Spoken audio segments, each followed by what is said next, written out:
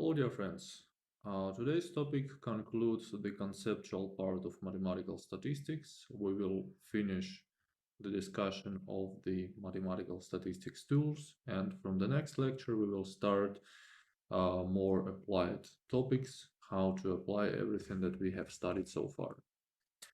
The topic is the introduction to hypothesis testing, and that's what we are going to do throughout the rest of this course and throughout the next course of econometrics. So let's start with the introduction. At the moment, we know two ways how to estimate the unknown parameter. One way is called the point estimation, and another way is the interval estimation. In the point estimation, we produce a single number that is our best attempt to shoot in the direction of the unknown goal. As for the interval estimation, based on the sample, we are trying to get an interval of numbers that encloses with the given probability the unknown parameter. So those two are useful tools for the statistical inference, which is the process of making conclusions about the population parameters with the help of data analysis. So everything that we are trying to do is basically called the statistical inference. Well, the hypothesis testing is just another tool of the statistical inference, which helps us to make some conclusions about the unknown population parameters. Before we start, let's try to establish some correspondence between the sampling distributions that we already know and between the probability distributions of the estimators. We know that there is some correspondence between, for example, T and Z distribution and the distribution of a sample mean, as well as between the distribution of the chi-square distribution and the distribution of a sample variance. And here we have the illustration. So we have this standardized students or T distribution. We know that T value, this variable, this random variable, is constructed in the following way. We have a sample mean minus the population mean, which is constant, divided by the sample standard deviation over the square root of n. So in the numerator, we have the normally distributed variable. In the denominator, we have the chi-square distributed variable. Therefore, their fraction has a student distribution. We know that once we specify a given level of probability, 1 minus alpha, this probability is represented with the help of this red area, and this red area is enclosed by two numbers called quantiles, 1 minus alpha over 2 quantile, and the symmetric minus t minus 1 over alpha minus t 1 minus alpha over 2 quantile. And what is left on the borders to the left from this left quantile and to the right of this right quantile is basically alpha, which is divided equally between the left and right hand side areas. So alpha over 2 here and alpha over 2 here. What if we want to establish the distribution of x bar, which is the variable used here? Well, for the distribution of x bar, we have exactly the same shape, but in the center, instead of 0, we have the expected value of x bar, which if the x bar is the unbiased estimator of the population mean, which in the center is mu. And to the left, we have this variable. It's mu minus t times s over square root of n, which is constructed from here. And to the right, we have mu plus the same thing. And to the left of this, we have alpha over 2. To the right of this, we have alpha over 2, and the rest is the same. So this helps us basically to translate from the distribution of an estimator that sometimes we don't know. We know that there is a shape which may be approximated with the help of a normal distribution, but basically we are not sure about these numbers. And still, you see that in order to establish these left and right borders, we still need to get this t1 minus alpha over 2 from the student distribution. Therefore, sometimes it's more useful to translate everything, to normalize everything to the t-distribution and work with the t-distribution. Well, you need to understand the correspondence between these two things, and you need to understand that every calculation that is based on the right-hand side picture is equally applied to the calculation on the left-hand side picture. And we used this idea, for example, when we built the confidence intervals for the population mean in the previous lecture. And today we will also use the same similarity in order to establish the hypothesis tests. So now, let's introduce the concept of a hypothesis. A hypothesis is just some statement about a population parameter. Well, we don't know what is the population parameter, but sometimes a theory or our guess helps us to state something about the unknown population parameter. So formally, suppose we're interested in a random variable x. This random variable has a density function f of x and theta. Theta is a known parameter and it belongs to some set of omega. And we think, because of the theory, preliminary experiment, so there is some belief that theta can belong to either small omega 0 or small omega 1, such that omega 0 and omega 1 are disjoint subsets of omega, and their union equals to omega. So the logic is that the omega constitutes the whole set of possible values for theta, and we believe that this unknown parameter belongs either to one subset of this interval or another subset of this interval. So there are two alternatives. We call the first alternative H null, and this is going to be called the null hypothesis. And we call the second alternative H1, and we call this alternative hypothesis. It's here. So if we believe that theta belongs to omega 0, this is a null hypothesis. If we believe that theta belongs to omega 1, this is alternative hypothesis. So usually in practice, H null represents no change or no difference from the past, and H1 represents some change or difference. And usually, not every time, but usually H1 is the research workers hypothesis. So our hypothesis that we want to prove. Let's take some example to see how this works. In finance, there is something which is called a random walk hypothesis. So this hypothesis states that stock prices cannot be predicted because the price changes, returns, are random with the population mean equal to 0. So what does this mean? If we denote the capital X, a random variable which represents the daily return of, let's say, Apple stock, and we have an unknown parameter of this random variable, which is population mean. In general, the population mean can be any number, any real number from minus infinity to plus infinity.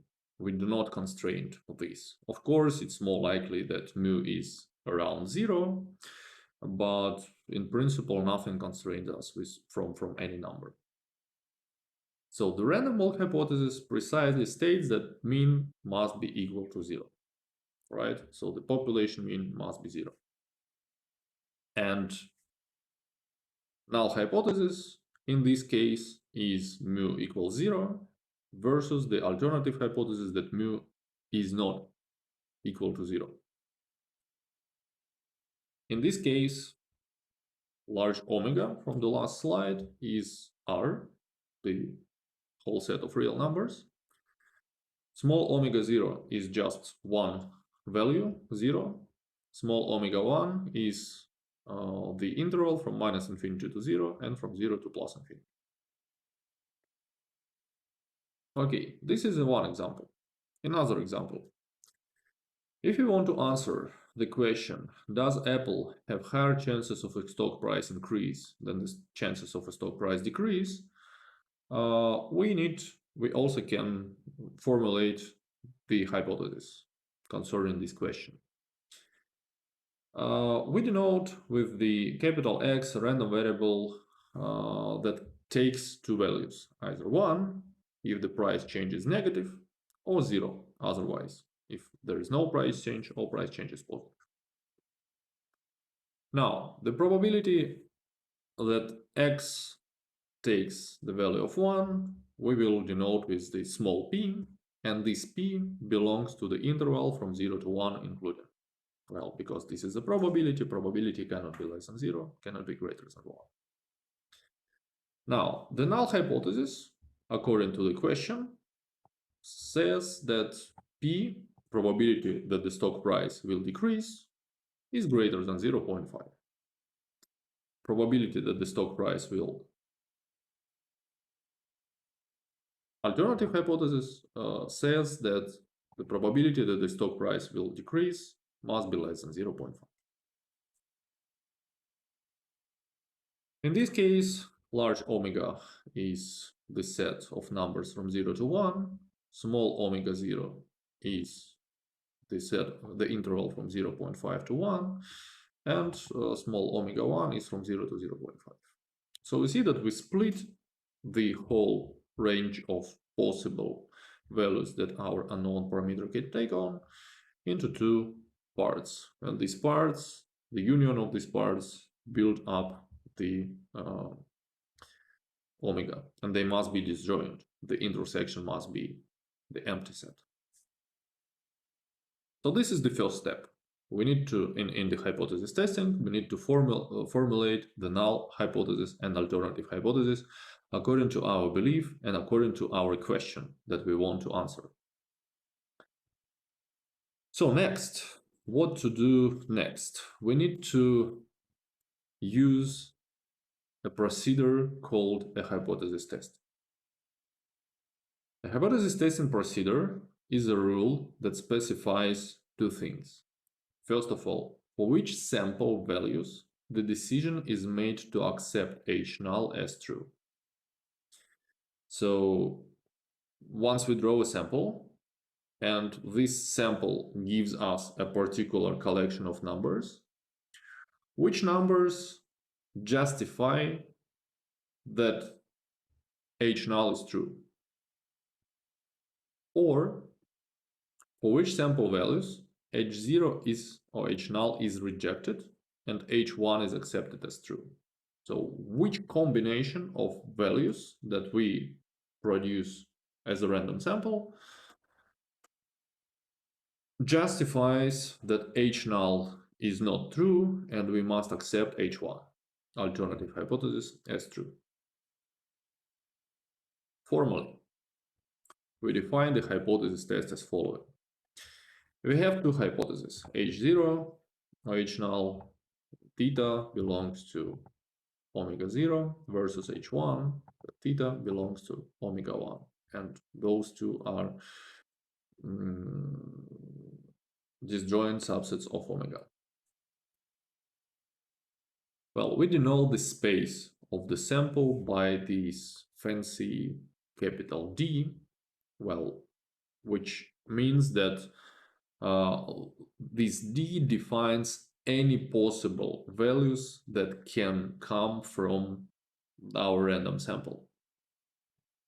All possible combinations. Of course, in practice, it's very difficult, almost impossible, to list all possible combinations of the values that we can draw from a random sample.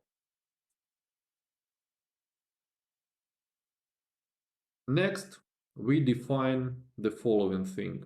A test of H null versus H1 is based on a subset C of this space D. This subset is called the critical or rejection region. And the decision rule is the following. So we have the whole list of possibilities that can come as a random sample outcomes. Then all these sets of possibilities is split into two parts. One part is called a subset C. And now the decision rule is the following. If our sample of numbers belongs to this critical region, then we reject H null and accept H1. So if the sample basically contradicts the null hypothesis, if the sample belongs to this critical region, then we reject the null hypothesis because the sample contradicts this null hypothesis. Otherwise, if the sample belongs to the complement of this critical region, to the rest of the space D, then we retain H null and we reject H1. So this is an idea. What is the practical problem with this approach? As I said, it is very difficult and almost impossible to list all possibilities of the samples. Therefore, it's quite problematic to establish this critical region in order to say which sample contradicts H null and which sample does not contradict H null. If you have a sample of 100 and every value has infinite number of possible outcomes, then, well, basically we have infinitely many possible combinations of your outcomes in the form of the sample. What to do? We use something which is called a test statistic. We want to reduce the dimensionality of our problem. Instead of looking at the n values that our sample has, we kind of pack this sample into one number, into one specific number, which is called a test statistic. So a test statistic is a function of a sample, and we are familiar to this from the previous lectures. Well, the test statistic is a statistic, is a function of a sample. It's a random variable. And instead of listing all the possibilities that our sample can take on, we list all the possibilities that our test statistic can take on. And the decision rule is the following. If our test statistic belongs to the critical region, we reject H null. If our test statistic belongs to the complement of this critical region, we retain H null and reject H1. This is the way how we can make a decision which of two hypotheses is true. Several comments on this. Sometimes, instead of accept H null, we say we do not reject H null, to stress that the true parameter value is unknown, especially when H null is stated in the form of equality, like mu equals to something. Why we are saying do not reject h null because probably the true value is very close to this particular number, but not exactly equals to this. This is possible. Therefore, sometimes in different books you may see the wording do not reject h null instead of accept h null. Well, the idea of a critical region, as I said, is the following. So if you have a sample and this sample contradicts the null hypothesis, the hypothesis that you claim, then you reject this hypothesis because of this contradiction. If your sample does not contradict the null hypothesis, then you do not reject h null and possibly you can accept it. Back to our examples. So we know that for the random walk hypothesis, the null hypothesis is mu equals 0 versus the alternative hypothesis that mu does not equal to 0. What is the test statistic in this case? Well, we calculate the sample average and suppose that we have collected the sample of daily returns, daily stock returns for Apple stock, and the average is 0.13. 0.13%. Well, it's close to 0, but it's not exactly 0. So you cannot say that the random walk hypothesis is true or not. What we need to do? We need to find two numbers, k1 and k2, such that if the sample average is far enough from the 0, then we can say that, well, the sample contradicts the null hypothesis. The sample contradicts our belief here. Well, this critical region corresponds to the two-sided alternative. We do not care in which direction from 0 the population mean belongs. So it may be less than 0, it may be greater than 0, we don't care, we just want to know that this is not 0. And we want to collect enough evidence in order to reject this hypothesis. So graphically we can represent this in the following way. If there is a sample average and if we believe that the true population mean is 0 here, then, well, basically the sample mean can, as a random variable, can take any value. Again, because this is a random variable. It might be here, it might be here. So in our case, we have 0.13, so it's to the right from 0. But we are not sure whether it's far enough from 0 to say that this is very unlikely. We do not know whether this 0.13 falls very close to 0, or it's very far away from 0, such that we are almost sure that it's not possible if the center is here. So let me give you another example, which is more simple. Suppose that you have a coin. You know from a theory that if this coin is well balanced, and if this is a fair coin, then the probability to observe tails and heads are equal, and this probability is 0.5.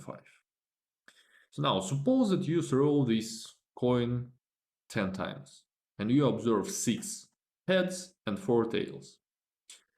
Is this likely to observe under our belief that the coin is fair? Well, I would say this is highly likely, right? It's highly likely to see 6 heads, 4 tails. What about 7 heads and 3 tails? Well, it's less likely. Still possible, but less likely. What about 8 and 2? This is even less likely. What about 10 and 0? Again, it is possible, but the probability to observe 10 heads in 10 coin tosses, if we believe that this coin is fair, is very small. We would rather believe that this coin is not fair, and the true probability to observe heads is greater than 0.5, because in 10 coin tosses we observe 10 heads. Well, it is more likely that the coin is not well balanced. The same story here. Well, in principle, it's possible to observe any value of a sample mean. 0, 13, 100. Why not? But it will be very far from the center, and therefore the probability this area is gonna be very small. The probability to observe this outcome under the belief that the center is at 0. The problem here is that we do not know what is this K2 and K1. What is the threshold to decide whether 0.13 is large enough to claim that our sample contradicts the null hypothesis, or 0.13 is okay and this number does not contradict the null hypothesis. Well, and we need to answer this question in a while. The second example about the probability of a stock price. Well, we simplify null hypothesis. Instead of greater than or equal to, we take only greater, only equal to 0.5, because this is the lower bound of our belief, versus h1 that p is less than 0.5. So the test statistic is p hat. This is the sample proportion. In the previous lecture, we discussed how we calculated this. So this is basically the average of ones and zeros over the whole sample. The critical region. We want this p hat to be small enough in order to claim that our sample contradicts the hypothesis that p equals to 0.5. Well, and the question is whether 0.47 is small enough. We don't know yet. This is called a one-sided alternative. Instead of not equal, we have one particular direction of the alternative hypothesis. It's either equal or less. And on the picture, we can see that we want to understand whether this 0.47 falls into the critical region, here the red area, or it is close enough to the center such that we say, well, this does not contradict our belief.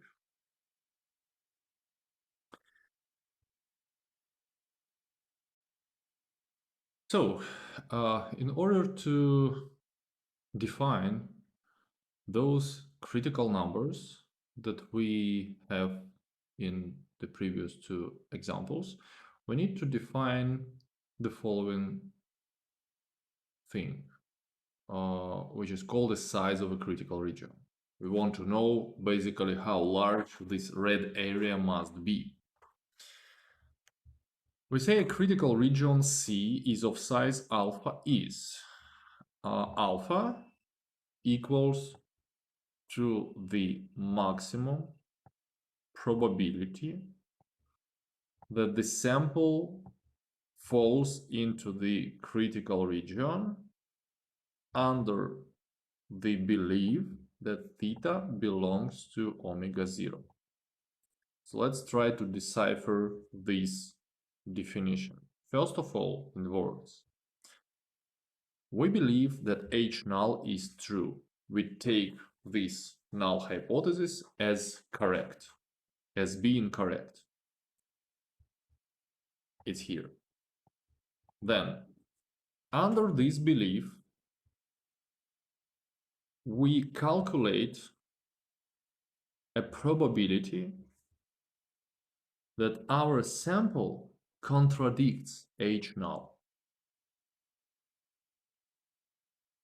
And alpha is the probability that under our belief that the null hypothesis is true, the sample contradicts H null.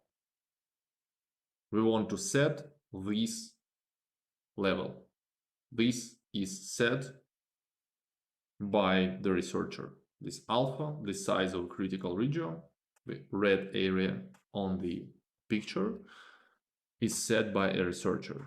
And this size exactly specifies the probability that our sample would contradict the null hypothesis under the belief that the null hypothesis is true.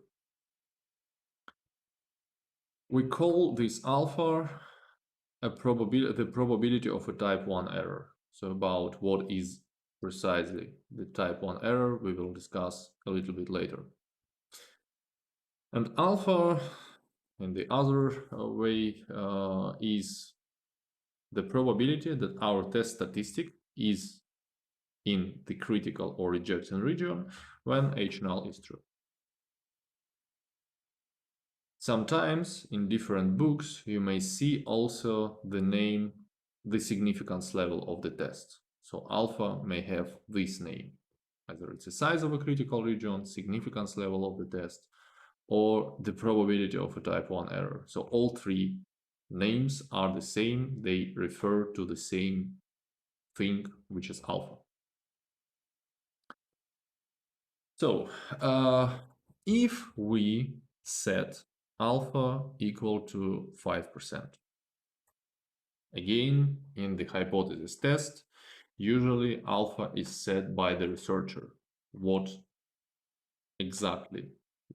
is the size of a critical region that you want to specify? We know that alpha consists of two parts. Let me go back to the picture. So alpha consists of this part plus this part. What are these two parts now? If I believe that the center is at 0, as it is shown in the picture, then this left-hand side area is the probability that x bar, the sample mean, will fall to the left of k1. The red area is the probability that, given that my null hypothesis is true, x bar will fall to the right of k2. And that's exactly what I write here. So this alpha is the sum of two probabilities. One probability that this sample mean falls to the left of k1, given my belief that mu is equal to 0. And the probability that x bar falls to the right of k2 under mu equals 0. So now, unfortunately, I don't know what are these k1 and k2, but in the second slide of this lecture, we discussed that there is a similarity between the probability distribution of a sample mean and the probability distribution of a given statistic, which is, in our case, is a t-statistic. So we can transform these probabilities into something which is known. Well, we take these two things, and then we do the following. I transform this into t-statistic, and correspondingly here becomes the quantile of a t-distribution. This is also t-statistic, and this is also quantile of a t-distribution, alpha over 2 quantile here and here. That's what we have here. So the test statistic t must be less than the left-hand side quantile and must be greater than the right-hand side quantile. But we know that these two quantiles are symmetric around 0. So therefore, I can state that this t alpha over 2 equals to minus t 1 minus alpha over 2, and therefore I can state that this is the probability that the absolute value of my test statistic will be greater than the positive quantile t 1 minus alpha over 2.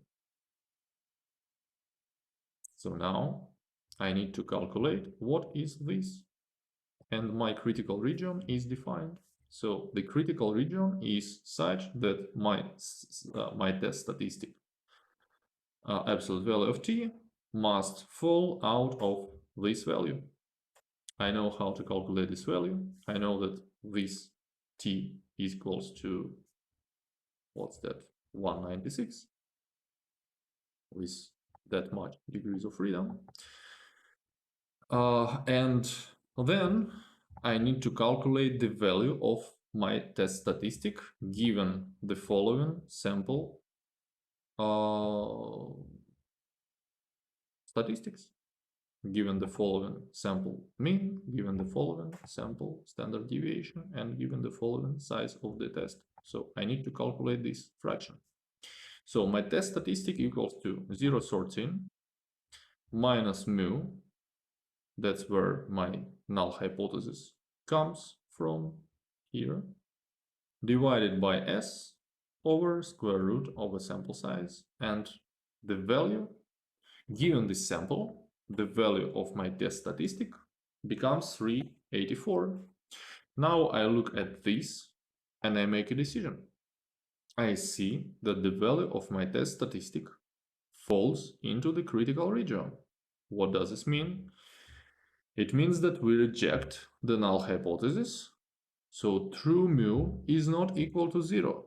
So I reject H null in favor of H1, in favor of alternative hypothesis. In this case, the random walk hypothesis is not confirmed. Why? Because our sample contradicts the hypothesis. That's all. That's all we want. Another example. Suppose that we set the size of a critical region alpha equal to 1%. Now, our critical region is one-sided. On this slide, we see that this is the probability that p hat sample statistic will be to the left of k. So alpha must be equal to this probability, given that the null hypothesis is true. That's what we write here. This is the probability that p hat random variable will be less than k, given that the true population proportion is 0.5. Well, how to deal with this? We know that the population proportion is somehow, the distribution of the sample proportion, is somehow related to the z statistic. So we transform this into z statistic here and into z statistic here. Again, given that we believe that p, the true p, is 0.5. So here we have z statistic, here we have a particular value of z statistic, such number that cuts exactly 1% of a distribution from the left. Well, this is our critical region. Now we need to calculate the value of z statistic, and we need to find the alpha, in this case 1% quantile of a standard normal distribution. So p hat is 0.47, and look, now if we believe that the null hypothesis is true, under this belief we are able, for the Bernoulli distribution, we are able to calculate the true population variance. Well, we don't know whether this population variance is this or not, but if we believe that the null hypothesis is true, it gives us a chance, based on this belief, to calculate the true population variance. So 0.5 multiplied by 1 minus 0.5, which is 0.25. So the sample size is 5,568, and now 1% quantile of a standard normal is minus 232. And this is the critical region, exactly given the following problem. So we translate this critical region into this critical region with the known threshold. K is not known, but Z is known. Now we calculate the particular value of Z statistic. Here I take p hat 0.47 minus my belief about the true population proportion, 0.5 divided by this. And this gives me minus 397. So I know that here,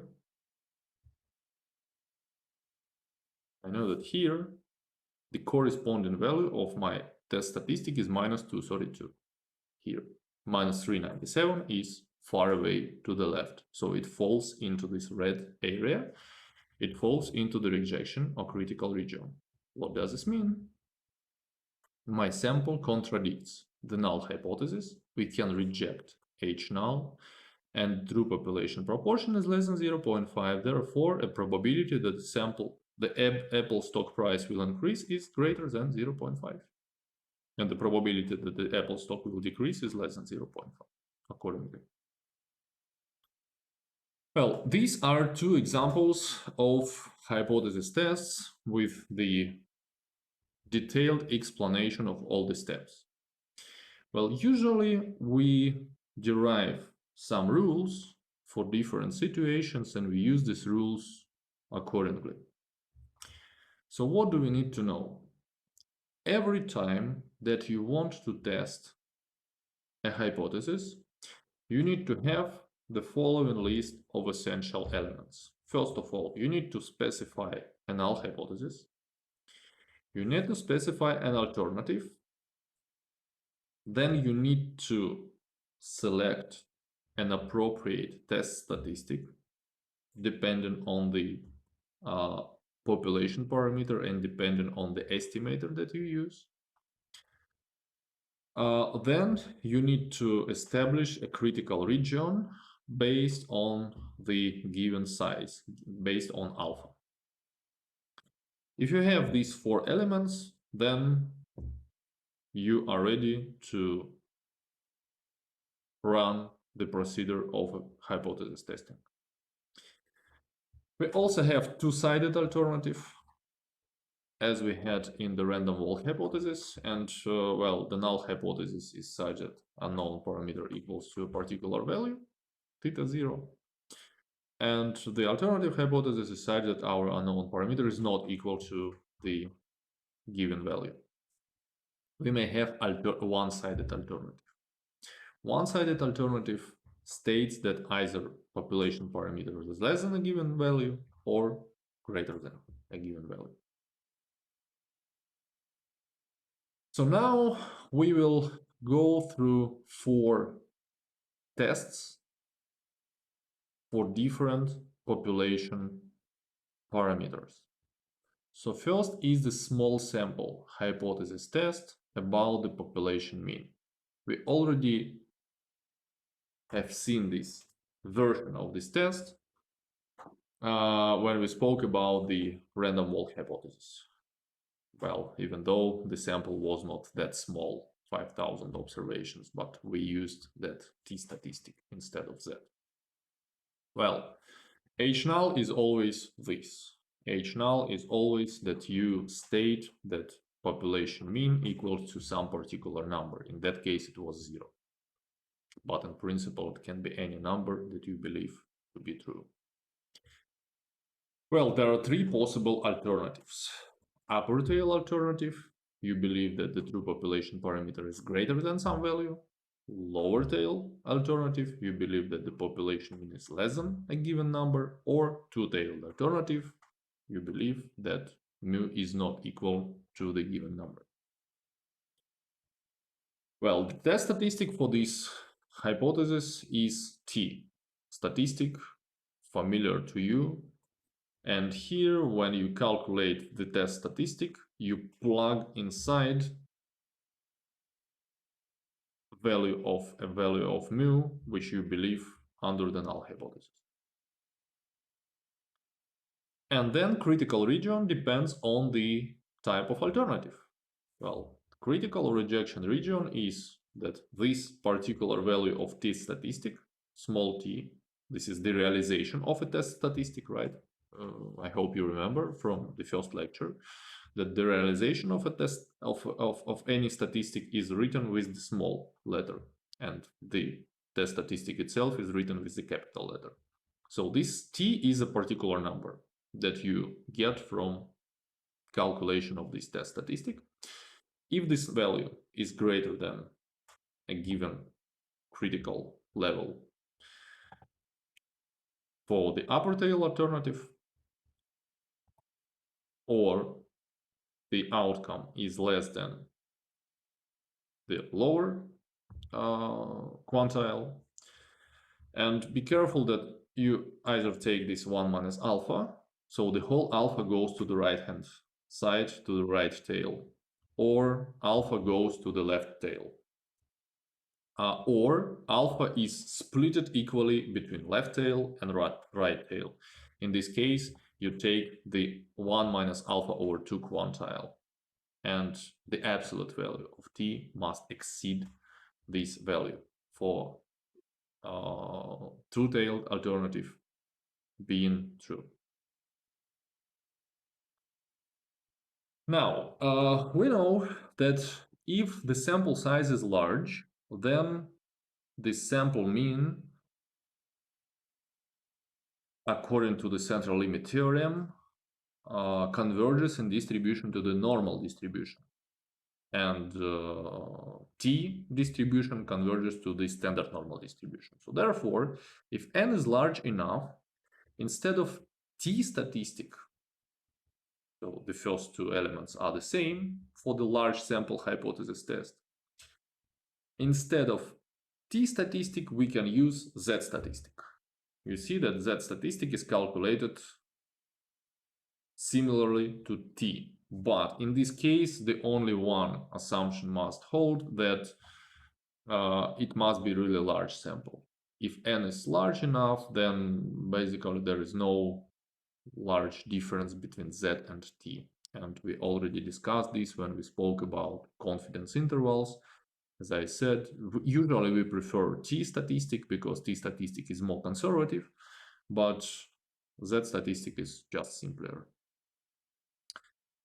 And the critical region is established in the same way. You either take 1 minus alpha quantile for the standard normal for the upper tail alternative, or you take alpha quantile for the lower tail alternative, which is equal to minus z 1 minus alpha, or you take 1 minus alpha over 2 for the two-tailed alternative.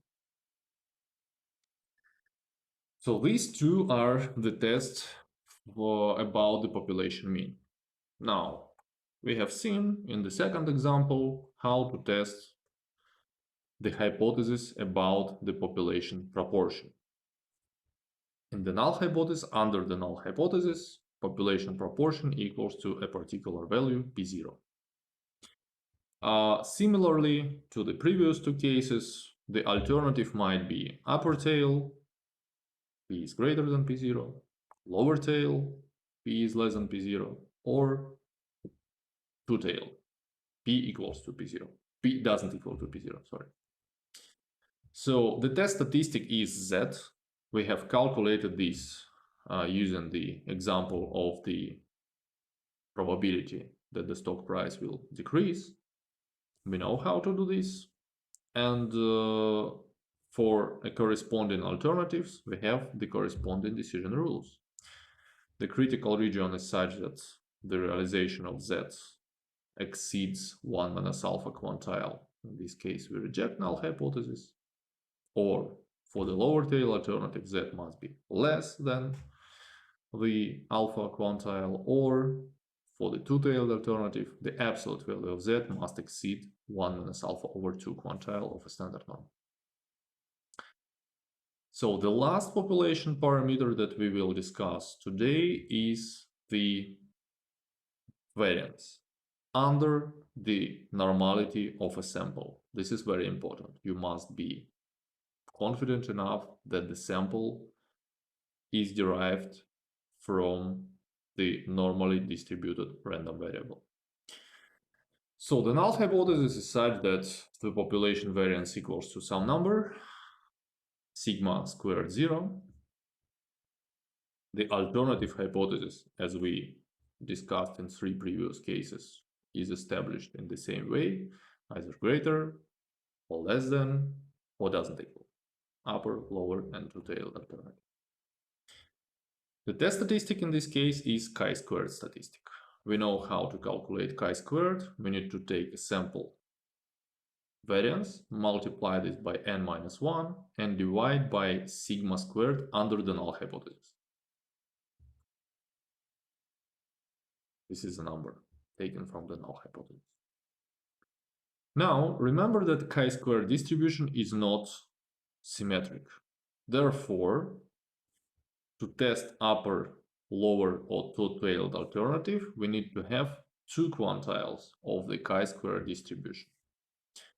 For the upper tail alternative, we take the upper quantile, 1 minus alpha.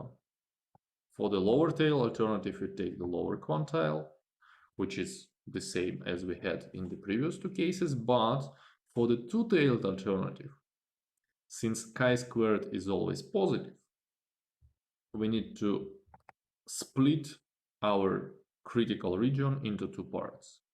One part that chi-squared statistic is less than left quantile, alpha over 2. The second part is chi-squared statistic is greater than 1 minus alpha over 2 quantile of a chi-squared distribution.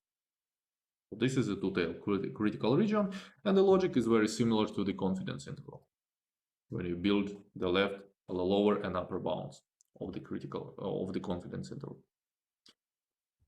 And now we will discuss what are these type 1 and type 2 errors. Look, as we discuss every time, we do not know the true state of the world. We know nothing about the true population parameter.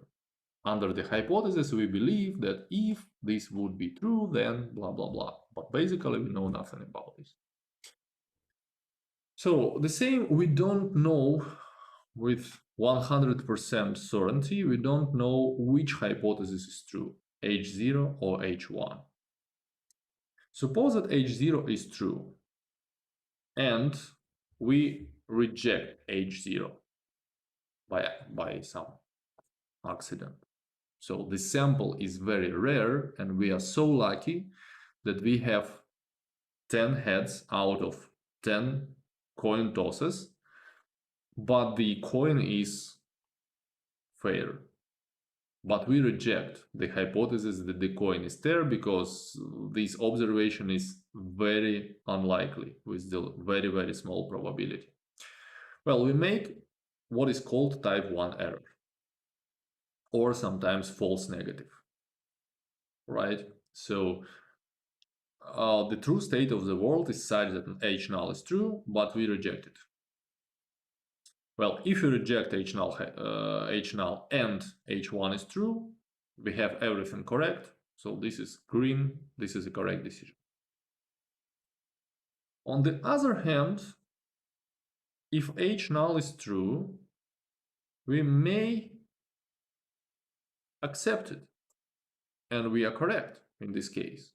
Because if H null is true and we accept H null, everything is fine. But it is possible that we accept H null when it is not true, when H1 is true. And then we make what is called type 2 error. We already know, well, rejecting H null when it is true is called a type 1 error. And we already know that the probability of this type 1 error is the significance level of the test or size of the test, and we denote this by alpha. So when we set alpha, we basically establish this probability. The probability that we will falsely reject the correct null hypothesis. What do we want? We want to reject this probability, or we want to decrease this probability, sorry. On the other hand, when you decrease this probability, you may see the other problem. The probability of a type 2 error, which we usually denote as beta, will be increasing, because as you decrease the rejection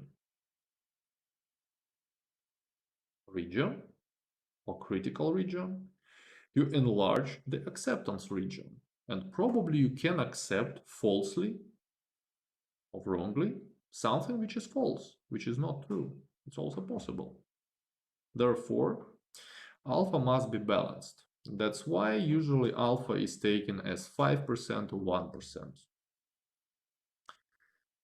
And the probability that the null hypothesis is rejected when the null hypothesis is false, so the probability to make this decision, that we reject H null when it is false, is called the power of the test. And it equals to 1 minus beta. Because beta is the probability that we will falsely accept null hypothesis. Well, which means that we will correctly reject null hypothesis with this probability 1 minus beta.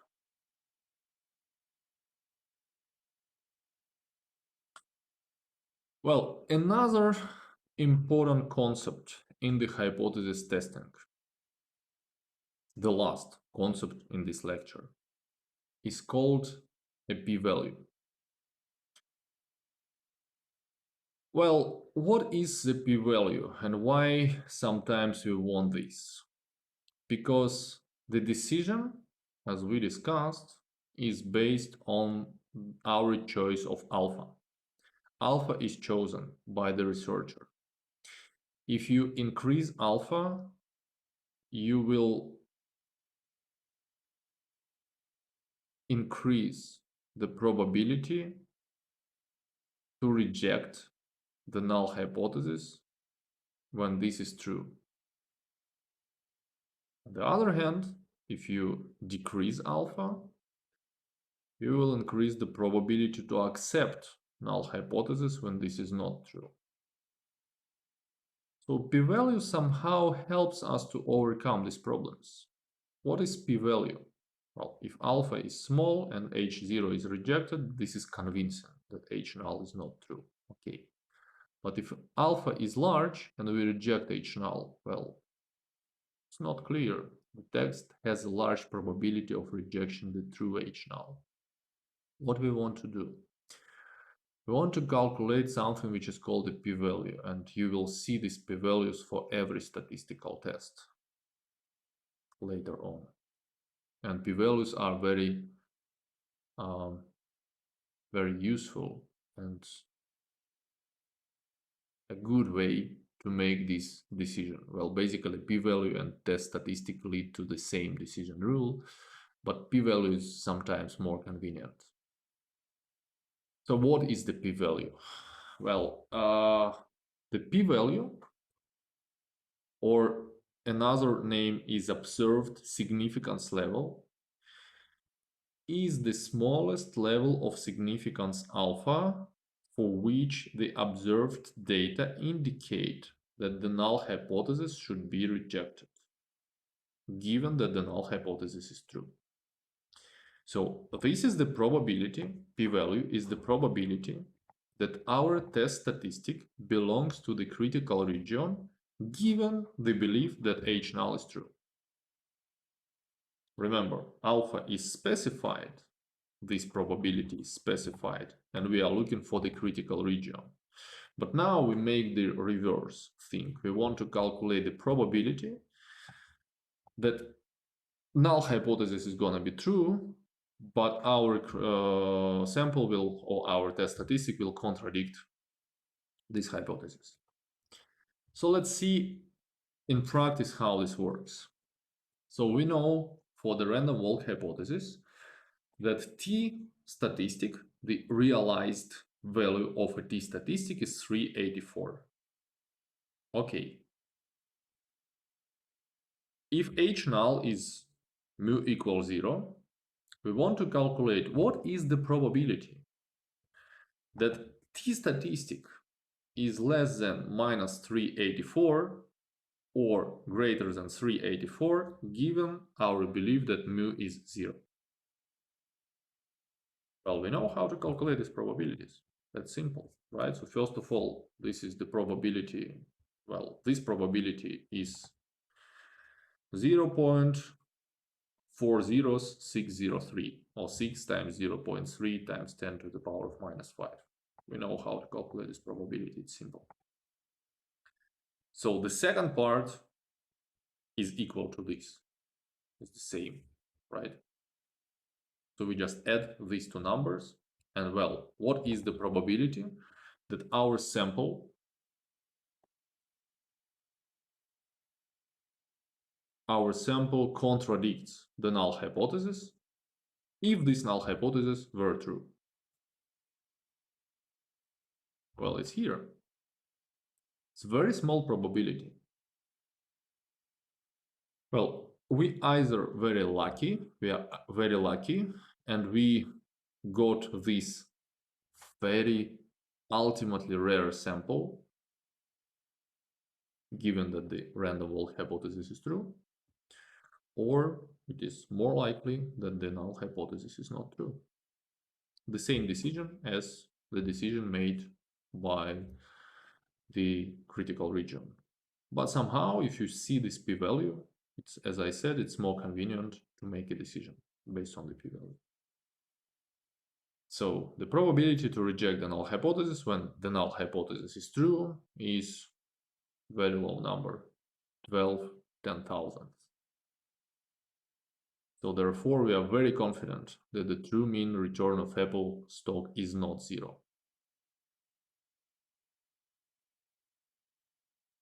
Well, the second example was about the probability of a stock price increase, and what we know from the previous calculation that the null hypothesis is such that P, the true population proportion, is 0.5, and Z, the realized value of a statistic, is minus 397. Again, we want to calculate what is the probability that Z is less than 397, given our belief that probability, the P is 0.5. Well, this is a standard normal. We know how to calculate the probability of a standard normal. It's here, 0, 4 zeros, 3, 6, 4. And, well, this is very, very low probability, right?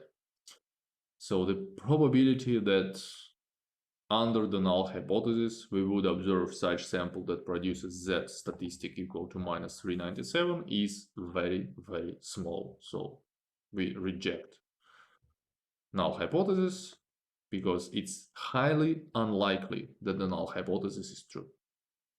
The same decision as the decision made with the help of a critical region. So with this, we conclude the toolbox of a hypothesis testing. So what do we need to know? First of all, it's a convenient tool of a statistical inference. So basically, with the help of only one number, you can make a decision. Either your hypothesis or your belief about the population parameter is true or not. Well, we can test different hypotheses about the population parameter, upper tail, alternative, lower tail, alternative, two-sided or two-tailed alternative, depending on your needs, on your questions, and then the next lectures, in the next classes, we will see different examples of different hypotheses that can be applied to a wide range of questions that we can ask regarding the population. Well, as I said later in this course and in the econometrics course, the hypothesis test will be used oftenly, almost every class. Don't forget about your home assignment number 5, which is available till Sunday. And the last bonus thing regarding this lecture. So given your poor performance in the last 2 home assignments, I propose you a bonus quiz for 5 points. So those 5 points are not included in the overall grade. It will be given on top of your final grade. So this bonus quiz is going to be available till the Friday midnight. And this bonus quiz will be based on the material of this lecture. So please, it's not obligatory, but if you want to make up your losing points from the previous home assignments, please take the quiz and first of all, of course, carefully revise the material of this lecture such that you understand everything. Thanks for your attention and see you on the next lecture.